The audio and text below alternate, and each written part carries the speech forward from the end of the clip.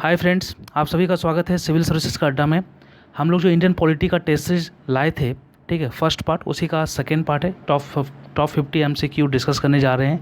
ठीक है, ये जो टेस्ट सीरीज है ये परफेक्शन IAS का है, काफ़ी अच्छा टेस्ट सीरीज है। आप लोग यहाँ से सॉल्व कर सकते हो। ठीक है, और एक्सप्लेनेशन के साथ मैं यहाँ पर आप लोगों को बताऊँगा, ताकि थोड़ी बहुत जो जानकारी, जो इन्फॉर्मेशन होनी चाहिए, ठीक है, किसी किसी क्वेश्चन में, ताकि आप लोग को जानकारी हो सके और आपके रिवीजन में वो बूस्टअप की तरह काम कर सके। आई होप आपके प्रिपरेशन में, if you are preparing for BPSC and CDPO exam, then you are in a correct channel. ठीक है, आप सही चैनल पर आए हो। और अगर आप इंग्लिश मीडियम से हो तो आप तो एकदम डेफिनेटली सही चैनल पर आए हो, बिकॉज सिविल सर्विसेज का अड्डा जो चैनल है ये फुल्ली डेडिकेटेड है इंग्लिश मीडियम के स्टूडेंट के लिए। ठीक है, क्योंकि इंग्लिश मटेरियल काफ़ी कम मिलता है, इसलिए मैं ये सोचा कि चलो क्यों ना इंग्लिश मीडियम के स्टूडेंट के लिए कुछ किया जाए, इसलिए मैं ये चैनल बना के लाया हूँ। आप लोग का प्यार बना रहे और सपोर्ट बना रहे तो और सीरीज आते रहेंगे। ठीक है, ज़्यादा से ज़्यादा सब्सक्राइब कीजिए, और अगर आपको लगता है कि ये रिलेवेंट है आपकी तैयारी के लिए तो आप इसको सब्सक्राइब कर सकते हैं और अपने फ्रेंड सर्कल में शेयर भी कर सकते हैं। अगर आपको लगता है कि कोई फ्रेंड्स है जो इंग्लिश मीडियम में तैयारी कर रहा है और उसको ये वीडियो शेयर करना चाहिए। ठीक है, इसका PDF आपको हमारे टेलीग्राम चैनल सिविल सर्विसेज का अड्डा में मिल जाएगा, from where you get all the PDF of the video, ठीक है, ऑफ माय यूट्यूब चैनल। चलिए वीडियो को स्टार्ट करते हैं, और आपने कितना स्कोर किया प्लीज़ कमेंट कीजिएगा। Here the first question for you.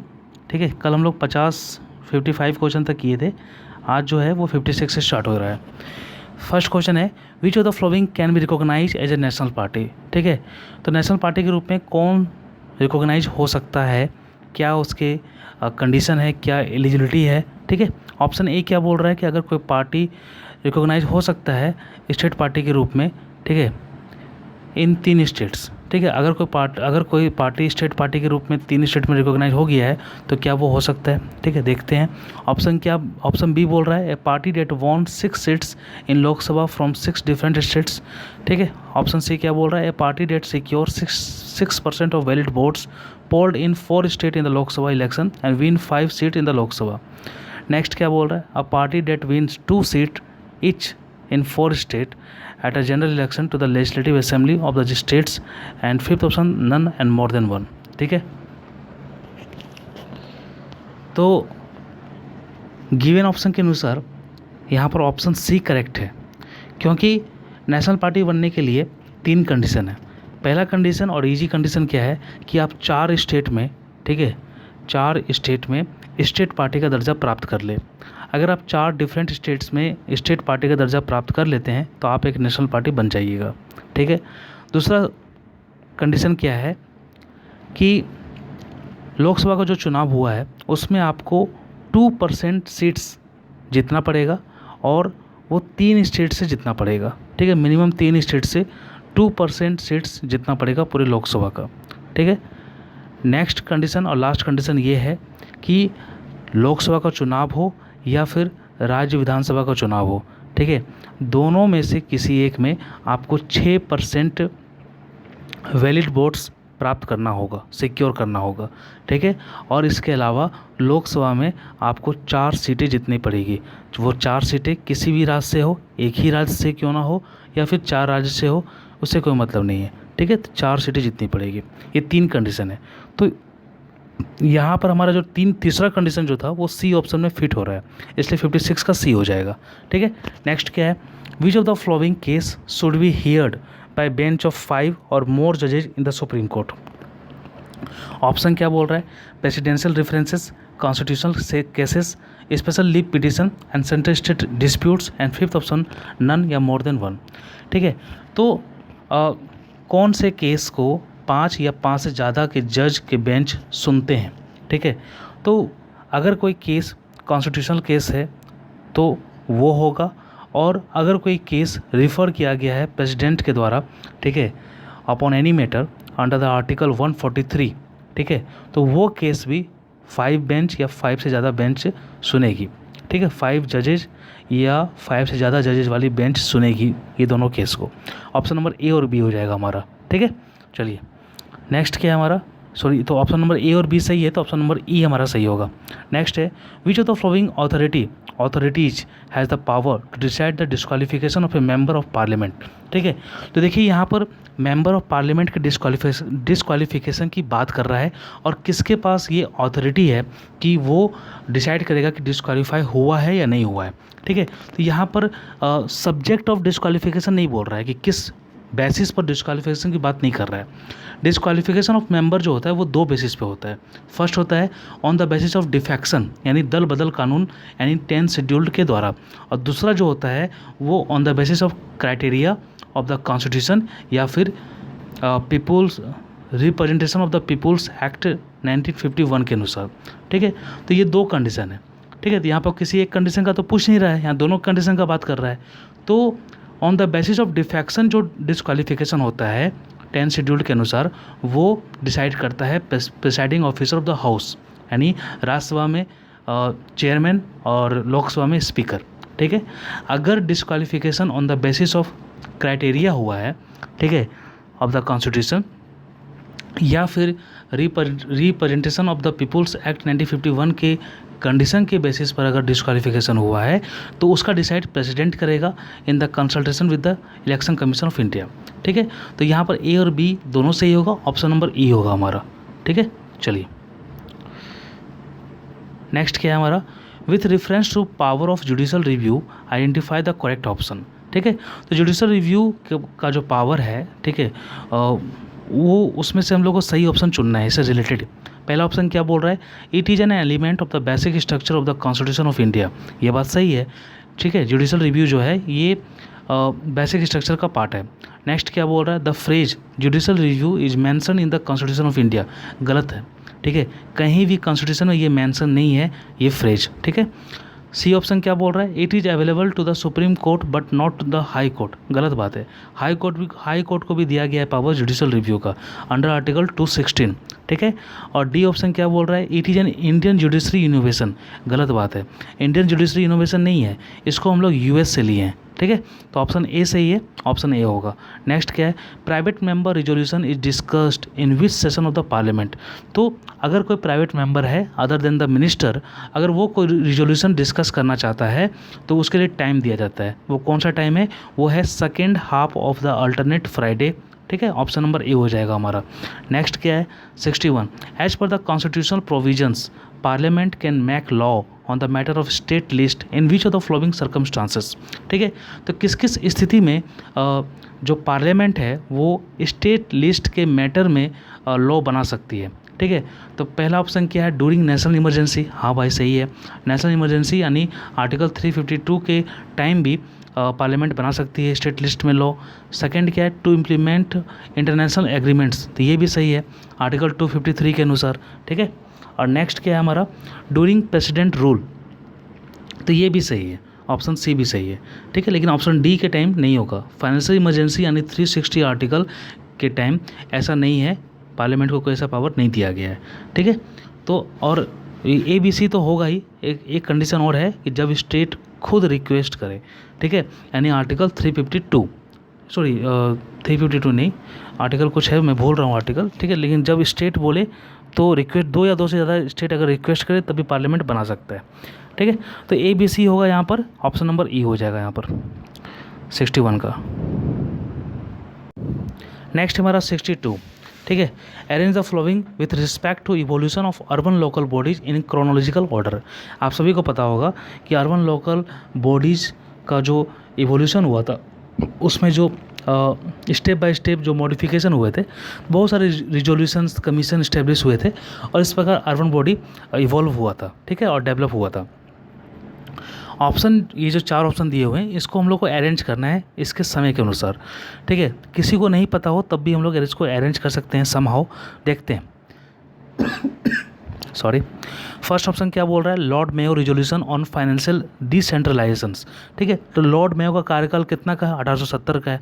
तो लॉर्ड मेयो भी जो रिजोल्यूशन लाए थे फाइनेंशियल डिसेंट्रलाइजेशंस पे, ठीक है, जो हेल्प किया था अर्बन लोकल बॉडीज़ के सेल्फ गवर्नमेंट में। ठीक है, ये 1870 का है। Royal commission on decentralisation was appointed. तो रॉयल कमीशन जो अपॉइंट हुआ था वो 1907 को अपॉइंट हुआ था। नेक्स्ट है municipal corporation in India was set up in Calcutta. ठीक है, तो कलकत्ता में जो म्यूनिसिपल कॉरपोरेशन सेटअप हुआ था ये 1726 को सेटअप हुआ था। और लास्ट है local self government was declared a provincial subject. तो ये 1935 का जो एक्ट था ना, गवर्नमेंट ऑफ इंडिया एक्ट, ये उस टाइम की बात है।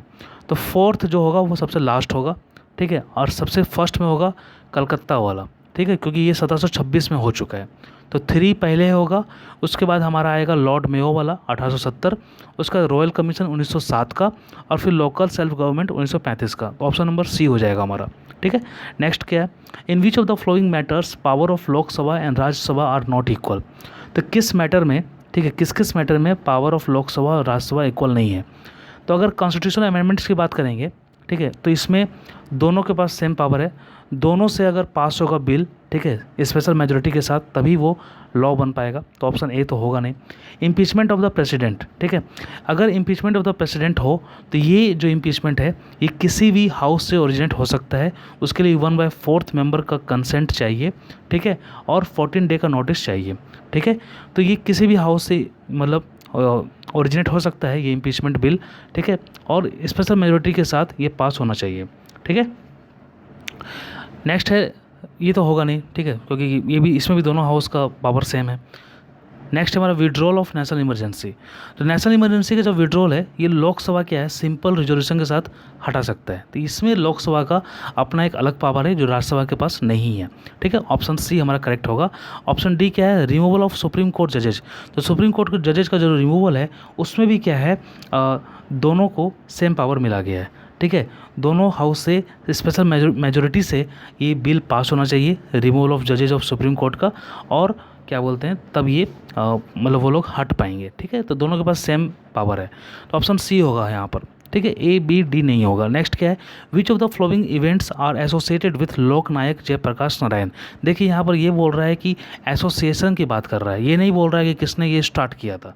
ठीक है, तो लोकनायक जयप्रकाश नारायण जो है ये टोटल रिवॉल्यूशन यानी संपूर्ण क्रांति से भी जुड़े हुए थे और भूदान से भी जुड़े हुए थे। ठीक है, ए और डी दोनों होगा। ठीक है, यहाँ पर देखिए मैं भूदान मूवमेंट जो था इसका ओरिजिनेट विनोबा भावे ने किया था, पता है, लेकिन यहाँ पर एसोसिएशन की बात की जा रही है। तो एसोसिएशन में जयप्रकाश नारायण ये दोनों से जुड़े हुए थे। ठीक है, ऑप्शन नंबर ई हो जाएगा हमारा। नेक्स्ट क्या है, which of the following statements are correct regarding the BVPAT। ठीक है, फर्स्ट ऑफ ऑल BVPAT का फुल फॉर्म क्या होता है। BVPAT का जो फुल फॉर्म होता है उसका फुल फॉर्म होता है voter verifiable paper audit trial. ठीक है, ये क्या होता है, ये एक इंडिपेंडेंट सिस्टम है जो ईवीएम से अटैच रहता है। ठीक है, इसमें कौन कौन सा स्टेटमेंट सही है वो हम लोग को देखना है। पहला स्टेटमेंट क्या बोल रहा है, it allow a voter to challenge his or her vote on the basis of paper receipt. सही बात है। ठीक है, ये ऑप्शन सही है। ठीक है, नेक्स्ट क्या है, when a vote is cast the voter receives a receipt. ठीक है, whose safe keeping is the responsibility of the voter. गलत बात है। ठीक है, वोटर को तो रिसिप्ट मिलता ही नहीं है ना, वोटर को तो बस रिसिप्ट दिखता है 7 सेकंड के लिए और वो वापस VVPAT बॉक्स में जमा हो जाता है। तो ये तो गलत होगा। ऑप्शन सी क्या बोल रहा है, it was used for the first time in the Lok Sabha 2019। ठीक है, इलेक्शन। गलत बात है, ये जो यूज हुआ था ये 2013 में यूज हुआ था।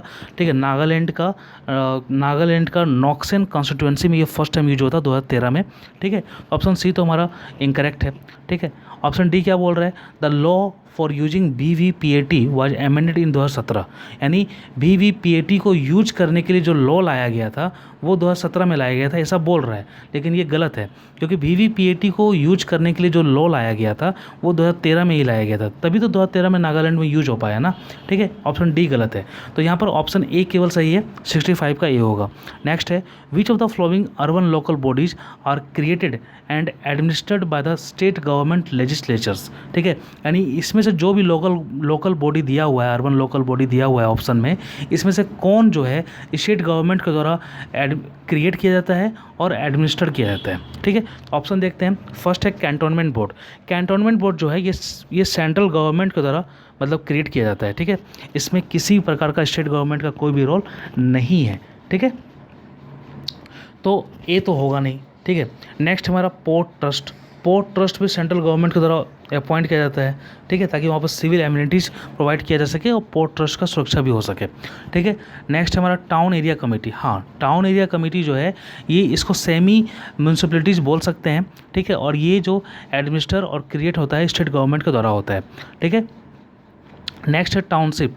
टाउनशिप क्या होता है, ये एक नॉर्मल टाइप का नहीं होता है। इसमें क्या होता है कि सपोज कोई इंटरप्राइजेज है, जैसे क्या बोलते हैं एसबीआई बैंक का, तो एसबीआई बैंक के जितने भी एम्प्लॉय है, जितने भी वर्कर है, जितने भी स्टाफ है, उनको रहने खाने के लिए एक कॉलोनी बना दिया जाएगा। उस कॉलोनी में सिविल एमिनिटीज़ प्रोवाइड कर दी जाएगी, सिविल फैसिलिटीज़ प्रोवाइड कर दी जाएगी, तो उसको हम लोग टाउनशिप बोलते हैं, ठीक है। ये पार्टिकुलर इंटरप्राइजेज के लिए होता है, ठीक है, ये नॉर्मल लोगों के लिए नहीं होता है, ठीक है। तो ऑप्शन डी भी नहीं होगा, बी भी नहीं होगा, ए भी नहीं होगा, ऑप्शन सी होगा, ठीक है। चलिए नेक्स्ट क्या है, which of the following decides regarding reservation of constituencies for scheduled caste or scheduled tribes in a particular state, ठीक है।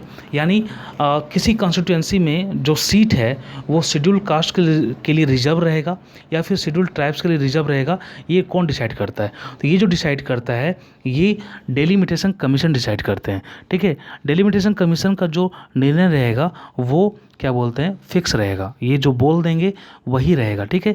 ये इलेक्शन कमीशन ऑफ इंडिया के साथ काम करते हैं और जब ये क्या बोलते हैं पूरे इंडिया का जो कॉन्स्टिट्यूंसी है उसका सीमाकरण करते हैं, ठीक है, उसका मतलब बाउंड्री डिसाइड करते हैं और डिसाइड करने के बाद फिर ये लोग देखते हैं पॉपुलेशन के हिसाब से वो रिजर्व करते हैं सीट को कि ये शेड्यूल कास्ट का सीट होगा और ये शेड्यूल ट्राइब्स का सीट होगा, ठीक है। तो इनका कार्य क्या है, डेलिमिटेशन कमीशन का ये कार्य है। ऑप्शन नंबर ए हो जाएगा हमारा। नेक्स्ट देखते हैं, नेक्स्ट है हमारा which of the following can increase the number of puisne जजेज इन द सुप्रीम कोर्ट, ठीक है। यानी हिंदी में बोले तो निम्नलिखित में से कौन सर्वोच्च न्यायालय में अवर न्यायाधीशों की संख्या बढ़ा सकता है? आप सभी को पता होगा कि अभी जो करंट सिचुएशन है सुप्रीम कोर्ट का, इसमें 33+1 जजेज हैं, ठीक है। और अभी हाल ही में एक क्या बोलते हैं करंट अफेयर का क्वेश्चन है 1-2 दिन पहले का कि 9 न्यू जजेज की नियुक्ति हुई है, ठीक है। तो ये सब जो बढ़ाने घटाने का जो काम है ना, घटते तो नहीं है लेकिन बढ़ाने का जो काम है, ठीक है, ये पार्लियामेंट करता है। इसमें प्रेसिडेंट का भी रोल नहीं होता है और चीफ जस्टिस ऑफ इंडिया का भी रोल नहीं होता है। पार्लियामेंट डिसाइड करते हैं कि हाँ आप 33 कर दिया जाए, इनके पास रिकमेंडेशन आता है, उसका पार्लियामेंट डिसाइड करते हैं। ऑप्शन नंबर सी हो जाएगा हमारा 68 का, ठीक है। नेक्स्ट क्या है, the speaker pro tem of the Lok Sabha is, ठीक है। ऑप्शन ए क्या है, elected by the member of Lok Sabha, गलत बात है। नॉमिनेटेड बाय आउटगोइंग स्पीकर, नहीं। Nominated by party in the majority, एकदम नहीं। अपॉइंटेड बाय द प्रेसिडेंट, एकदम सही बात है, ठीक है। प्रोटेम स्पीकर जो होते हैं ये बस मेंबर को ओथ दिलवाने के लिए होते हैं, ठीक है, और स्पीकर का चुनाव को करवाने के लिए होते हैं, ठीक है। तो प्रोटेम स्पीकर का जो अपॉइंट किया जाता है ये प्रेसिडेंट के द्वारा अपॉइंट किया जाता है, ठीक है। और जो मेनली जो सीनियर मोस्ट जो बंदे होते हैं, जो मेंबर होते हैं, उन्हीं को अपॉइंट किया जाता है प्रोटेम स्पीकर के रूप में, ठीक है। अभी हाल ही में बिहार का जो विधानसभा चुनाव हुआ था नवंबर 2020 में, उसमें प्रोटेम स्पीकर के रूप में जीतन राम मांझी को चुना गया था क्योंकि वो काफ़ी वरिष्ठ हैं, ठीक है। चलिए नेक्स्ट क्या हमारा, parliamentary tools kangaroo and guillotine are associated with which of the following motions, ठीक है। देखिए बहुत सारे मोशन होते हैं जिन्हें हम लोग को पढ़ना होता है, ठीक है। मैं जो ये सीरीज ला रहा हूँ आप उसमें देख रहे होगे कि मैक्सिमम क्वेश्चन जो है वो पार्लियामेंट चैप्टर से है। पार्लियामेंट चैप्टर काफ़ी बड़ा है, ठीक है। लक्ष्मीकांत में अबाउट 30+ पेज का वो चैप्टर है, ठीक है। उसमें बहुत सारी चीज़ें छुपी हुई है, ठीक है। ये उसी से क्वेश्चन है, ठीक है। तो देखते हैं क्या है। तो बहुत सारे मोशन होते हैं जैसे प्रिविलेज मोशन हो गया, कॉलिंग अटेंशन मोशन हो गया, क्लोजर मोशन हो गया, एडजर्नमेंट मोशन हो गया। अगर आप लोगों ने देखा होगा मेरा पहला सीरीज 50 क्वेश्चन का, ठीक है, उसमें कॉलिंग अटेंशन मोशन और एडजर्नमेंट मोशन से क्वेश्चन थे और उससे मैंने काफ़ी चीज़ समझाया हुआ था।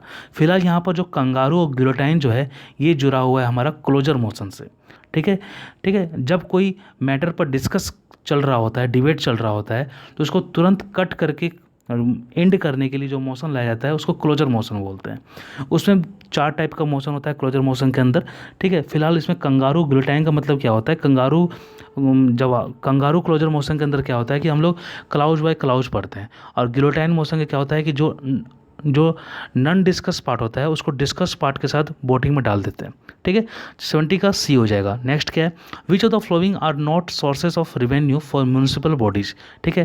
तो म्यूनिसिपल बॉडीज़ का बहुत सारा सोर्स होता है रिवेन्यू के लिए, ठीक है। जैसे प्रोफेशनल टैक्स हो गया, टोल चार्जेज इन ब्रिजेज हो गया, प्रॉपर्टी टैक्स तो काफ़ी इंपॉर्टेंट है ही इनके लिए, ठीक है। और भी बहुत सारे टैक्स होते हैं, ठीक है, जैसे क्या बोलते हैं एंटरटेनमेंट टैक्स हो गया, ठीक है। तो स्वच्छ भारत सेस जो है ये म्यूनिसिपल बॉडीज़ का टैक्स नहीं है, ये हमारा सेंट्रल गवर्नमेंट का टैक्स है, ठीक है। ऑप्शन नंबर ए जो है यहाँ पर आंसर हो जाएगा। नेक्स्ट क्या है, which constitutional amendment act designated Delhi as national capital territory of Delhi, ठीक है। तो कौन सा एक्ट था जो दिल्ली को national capital territory of Delhi बना दिया, ठीक है। तो वो जो था वो 69th कॉन्स्टिट्यूशनल अमेंडमेंट एक्ट 1991 था, ठीक है। इसी के अनुसार दिल्ली जो है वो नेशनल कैपिटल टेरिटरी कहा गया, ठीक है, और जो चार्ज दे दिया गया वो लेफ्टिनेंट गवर्नर को दे दिया गया, ठीक है। नेक्स्ट क्या है, who among the following headed commission to report on administration of the scheduled areas, ठीक है। तो ये देखिए जब इंडिया जब हमारा देश, ठीक है, हमारे देश में कॉन्स्टिट्यूशन कमेंसमेंट हुआ था 24 जनवरी 1950 में, तो उसके बाद प्रेसिडेंट जो है शेड्यूल्ड एरिया पर कभी भी कमीशन बना सकते थे, ताकि शेड्यूल्ड एरिया शेड्यूल्ड ट्राइबल जो है उस पर रिपोर्ट पाने के लिए वो कभी भी कमीशन बना सकते थे, ठीक है। तो पहला कमीशन जो बना था, ठीक है, वो हमारा 1960 को बना था, ठीक है, 1960। एक मिनट में थोड़ा सा देख लेता हूँ। तो फर्स्ट कमीशन जो बना था वो 1960 को बना था, और वो जो कमीशन बना था उसके जो हेड थे वो UN देवर थे, ठीक है। तो ऑप्शन नंबर ए हमारा सही हो जाएगा, ठीक है। इसके अलावा भी सेकेंड कमीशन बना है शेड्यूल्ड एरिया पर, वो बना है 40 साल के बाद 2002 में बना है, जिसके हेड थे दिलीप सिंह, ठीक है। तो फिलहाल यहाँ पर UN देवर की बात की जा रही है, तो ऑप्शन नंबर ए हो जाएगा। नेक्स्ट क्या है, which of the following are true about scheduled tribal areas. तो शेड्यूल्ड ट्राइबल एरियाज के बारे में कौन से स्टेटमेंट सही हैं। फर्स्ट स्टेटमेंट क्या बोल रहा है कि these are in 4 states, Assam, Meghalaya, Tripura and Manipur. गलत है, ठीक है। ये जो है 4 स्टेट्स में है, लेकिन आसाम है, मेघालय है, त्रिपुरा है और मिजोरम है, मणिपुर नहीं है, ठीक है। ऑप्शन नंबर ए तो यहाँ पर इनकरेक्ट हो गया। नेक्स्ट क्या है, they are administered according to the 5th schedule of the constitution. ये भी गलत है। ये जो एडमिनिस्टर्ड होते हैं ये according to the 6th schedule of the constitution के द्वारा एडमिनिस्टर्ड किए जाते हैं, ठीक है। ऑप्शन बी भी इनकरेक्ट है। नेक्स्ट बोल रहा है fully elected district council of 30 member for administrations, ठीक है। तो देखिए 30 मेंबर का काउंसिल होता है, ठीक है, फॉर द एडमिनिस्ट्रेशन, लेकिन ये फुल्ली इलेक्टेड नहीं होता है। इसमें 26 मेंबर इलेक्टेड होते हैं और 4 मेंबर जो होते हैं वो नॉमिनेटेड होते हैं गवर्नर के द्वारा, ठीक है, और गवर्नर कभी भी इनको हटा सकता है, ठीक है। और बाकी जो 26 जो चुने जाते हैं इलेक्शन के द्वारा वो 5 साल के लिए रहते हैं।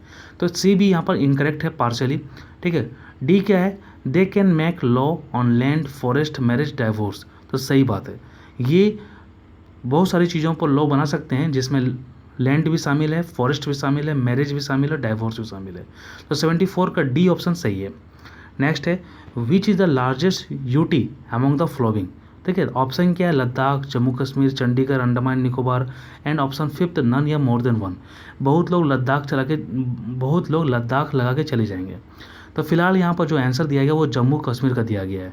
जम्मू कश्मीर अब तक का सबसे बड़ा यूटी बन चुका है एट प्रेजेंट, अगर बात करेंगे तो। लद्दाख नहीं होगा, क्योंकि अगर हम लोग बलूचिस्तान को हटा दें और अक्साई चीन को हटा दें तो लद्दाख जो है ये सेकेंड सबसे छोटा यूनियन टेरिटरी हो जाएगा, ठीक है, सेकेंड सबसे बड़ा, ठीक है। फर्स्ट पोजीशन जम्मू कश्मीर का है, सेकेंड लद्दाख का है, ठीक है।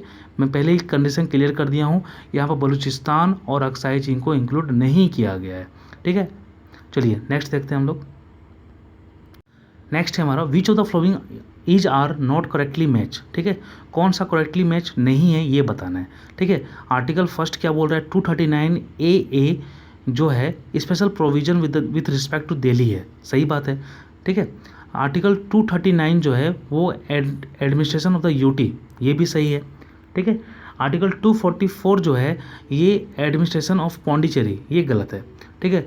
बिकॉज पौंडीचेरी के एडमिनिस्ट्रेशन के लिए आर्टिकल 239A है, ठीक है, और आर्टिकल 239AA जो है ये दिल्ली के लिए है, ठीक है।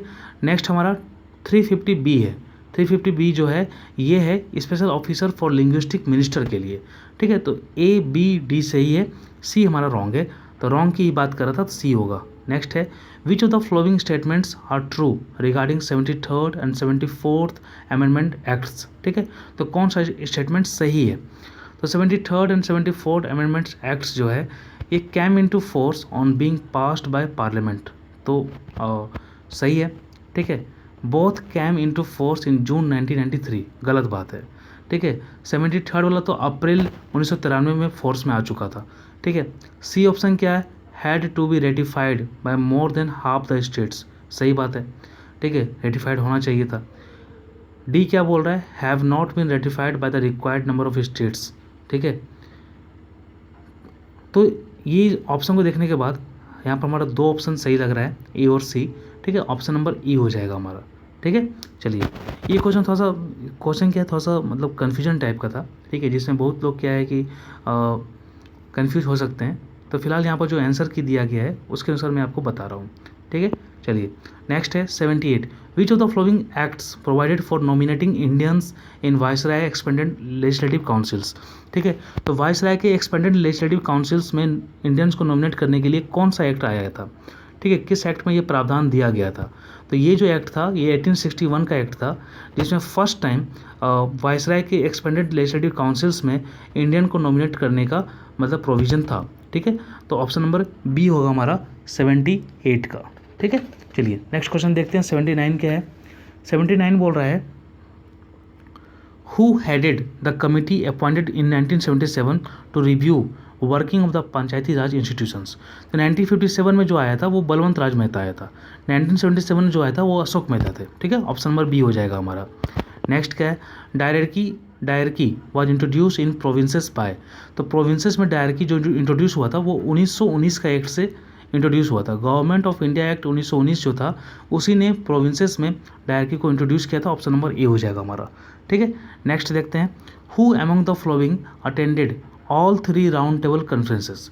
सभी को पता होगा बी आर अम्बेडकर जो थे तीनों के तीनों राउंड टेबल कॉन्फ्रेंस को अटेंड किए थे, लेकिन बी आर अम्बेडकर के अलावा यहाँ पर जो गिवन ऑप्शन है उसके अनुसार तेज बहादुर सप्रू भी जो थे उन्होंने तीनों का तीनों राउंड टेबल कॉन्फ्रेंस अटेंड किया था। तो यहाँ पर ए और सी दोनों सही होगा, ऑप्शन नंबर ई होगा यहाँ पर, ठीक है।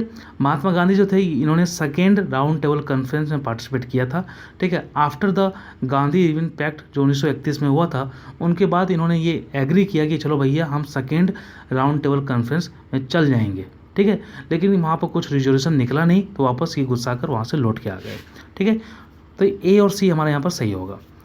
नेक्स्ट क्या है 82, which of the following statements are true about the government of India act 1935, ठीक है।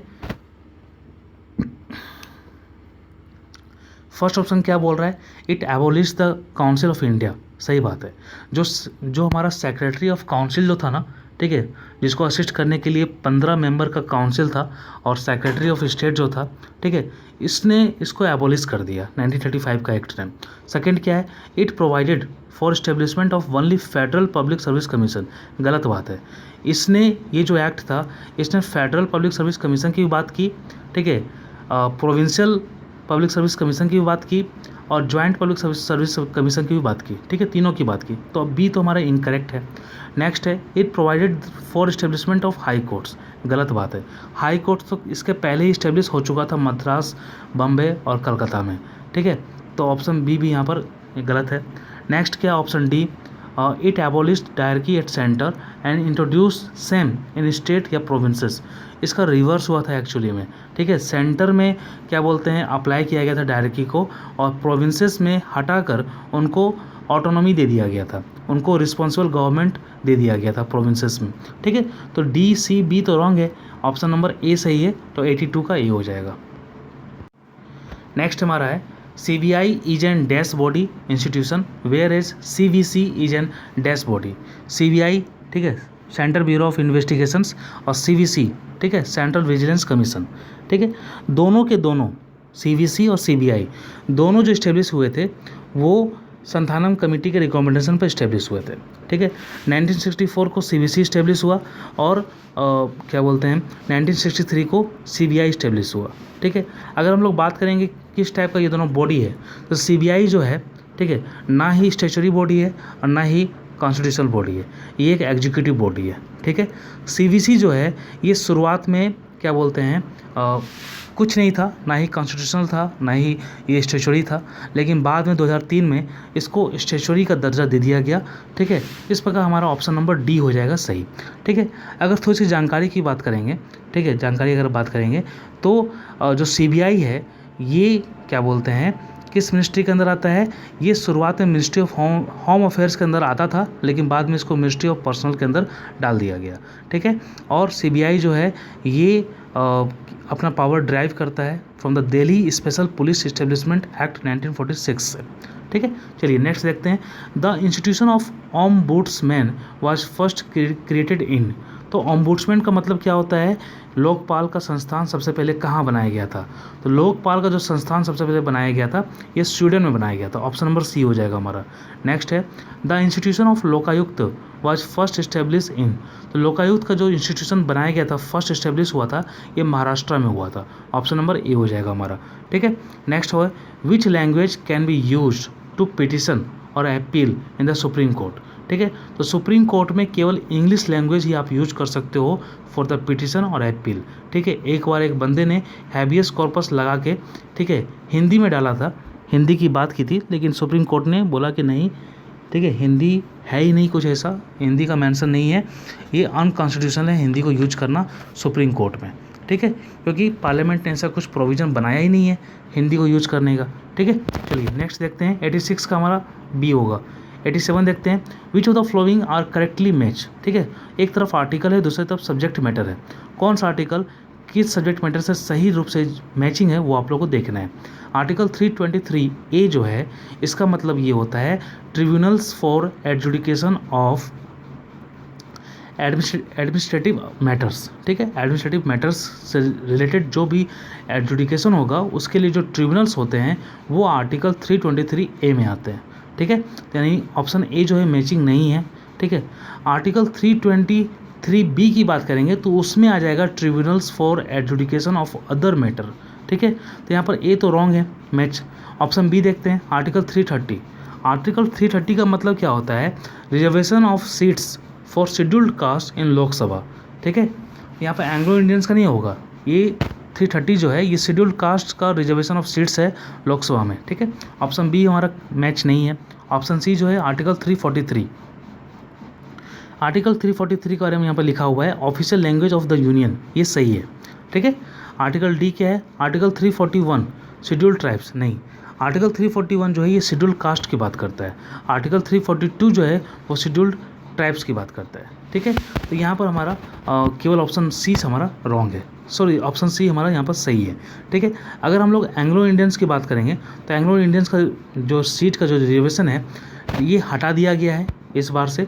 104th अमेंडमेंट एक्ट के द्वारा एंग्लो इंडियंस का सीट को हटा दिया गया है। ठीक है, स्टेट में भी और सेंट्रल में भी। ठीक है, ये जानकारी आप लोग को होनी चाहिए। ठीक है, चलिए नेक्स्ट क्या हमारा 88। Which of the following are not under concurrent list. ठीक है, देखिए यहाँ पर क्या है कि 341 और 342 में बहुत लोगों को कन्फ्यूजन होगा कि शेड्यूल्ड कास्ट पहले आएगा कि या शेड्यूल्ड ट्राइब पहले आएगा। तो देखिए याद कैसे करना है। सबसे पहले 341 आता है, तो 341 सबसे पहले आता है। ठीक है, उसके बाद ही ना 342 आता है। तो शेड्यूल्ड कास्ट और शेड्यूल्ड ट्राइब पहले सी आएगा या पहले टी आएगा? तो पहले सी आएगा, तो सी आएगा पहले तो वो 341 के साथ जाएगा यानी शेड्यूल्ड कास्ट, और टी आएगा बाद में तो वो 342 के साथ जाएगा यानी शेड्यूल्ड ट्राइब। ठीक है, तो आप ऐसे भी याद कर सकते हो। ठीक है, चलिए नेक्स्ट क्या हमारा, नेक्स्ट है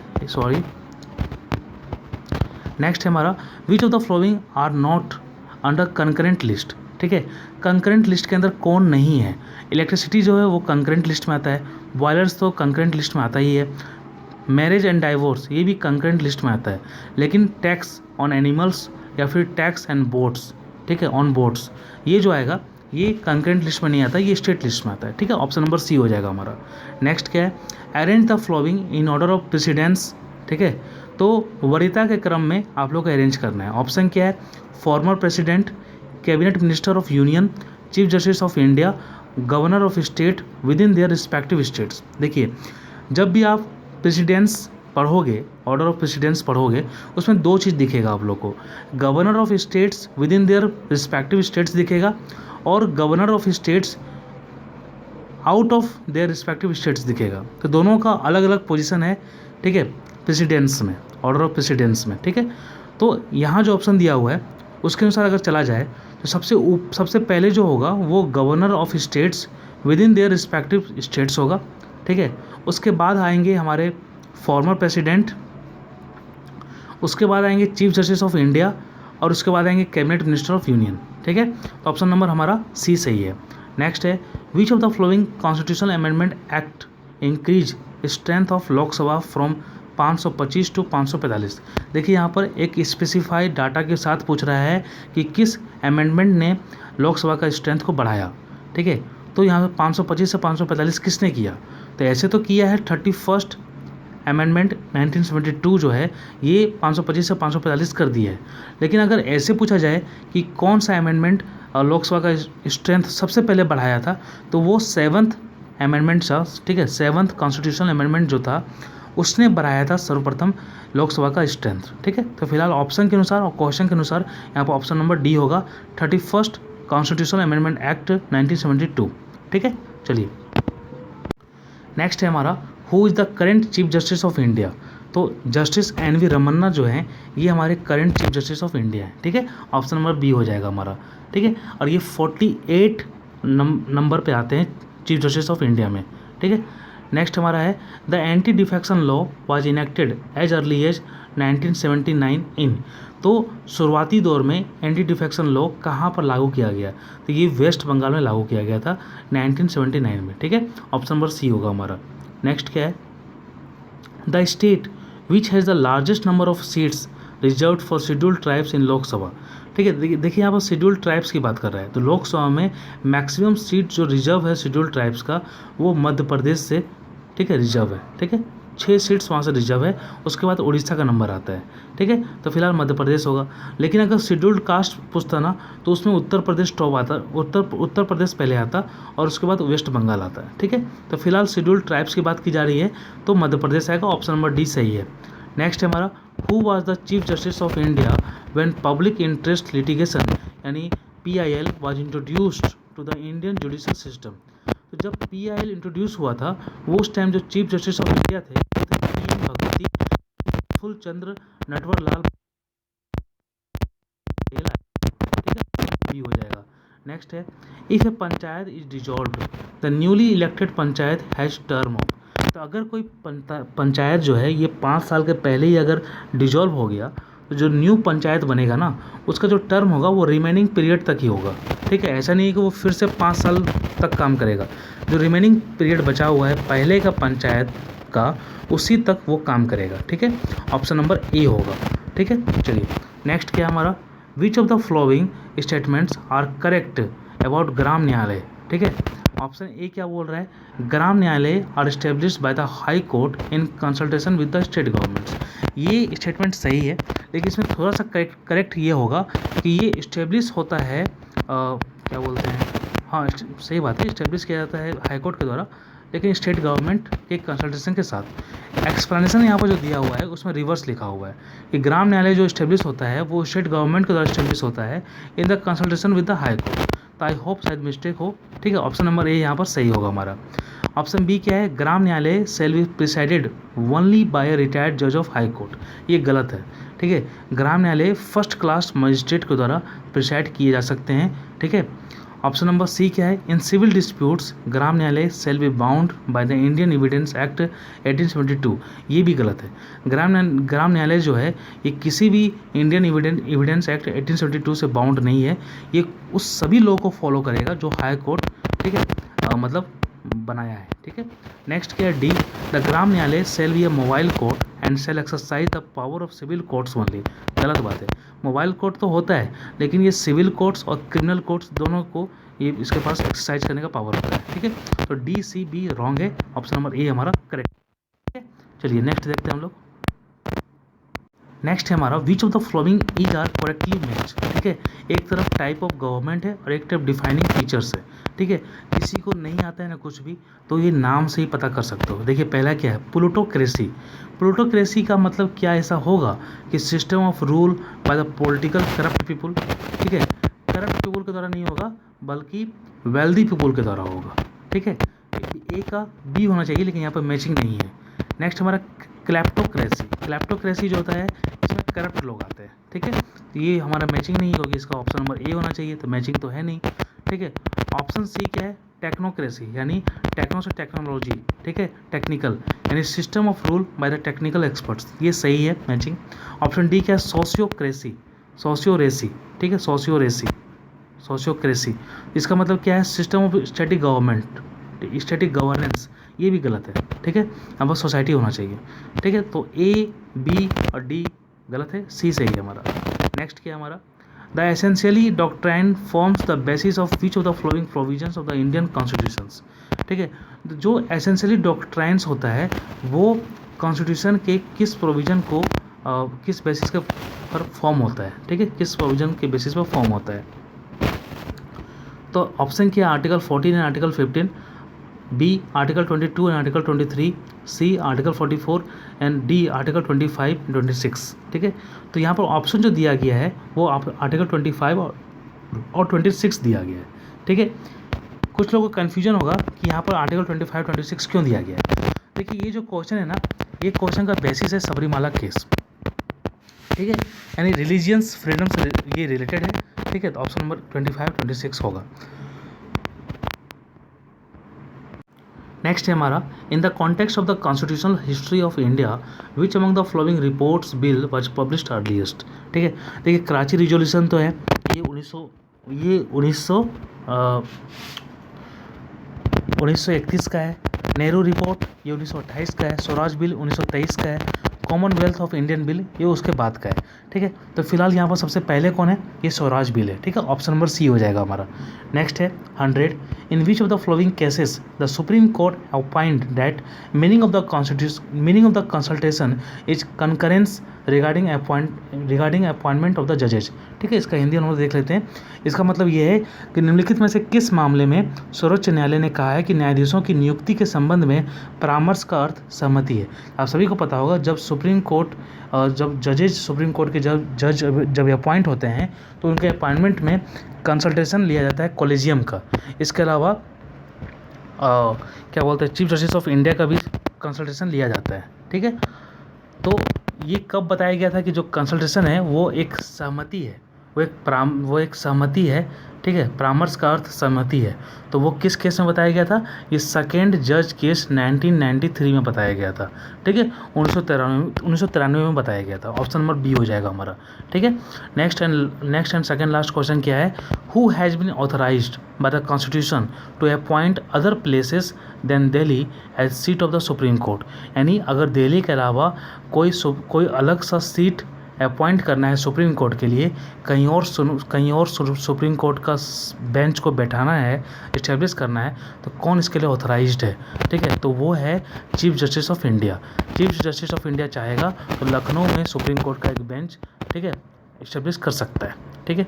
नेक्स्ट क्या है, which of the following articles of the constitution vest power of superintendence over all courts and tribunals, ठीक है, except military courts in the state to high courts, ठीक है। यानी कहने का मतलब ये है कि कौन सा ऐसा आर्टिकल है जिसके द्वारा हाई कोर्ट्स जो है, ठीक है, हाई कोर्ट्स जो है वो स्टेट के सभी कोर्ट्स को हैंडल कर दे, ठीक है, उसके अधीन आता है, ठीक है। यानी कौन सा अनुच्छेद उच्च न्यायालयों को, राज्य के सभी न्यायालयों और न्यायाधिकरणों को अधिक्षण की शक्ति प्रदान करता है, तो वो है हमारा आर्टिकल 227, ठीक है। ऑप्शन नंबर बी हो जाएगा हमारा, 102 का ऑप्शन नंबर क्या होगा, ऑप्शन नंबर हमारा बी हो जाएगा। स्वराज बिल जो था, सॉरी मैं यहाँ पर एक चीज़ आपको गलत बता दिया, स्वराज बिल जो था वो 1895 का था, ठीक है, 1895 का था, ठीक है। चलिए, तो फिलहाल ये सेशन हम लोग का कंप्लीट हो गया है, ठीक है, और काफ़ी अच्छा सेशन था। आप लोग कमेंट कीजिएगा कि आप लोगों ने कितना क्वेश्चन सही किया है या फिर आप लोगों को क्वेश्चन कैसा लगा है, ठीक है। कहीं कुछ कमी हो तो ज़रूर बताइए, ठीक है। अगर आपको लगता है ये वीडियो रेलेवेंट है, ठीक है, आपके प्रिपरेशन के लिए और आपके फ्रेंड्स भी इससे बेनिफिट हो सकते हैं, तो आप लोग शेयर कर सकते हो, ठीक है। चलिए धन्यवाद, आपका दिन मंगलमय हो।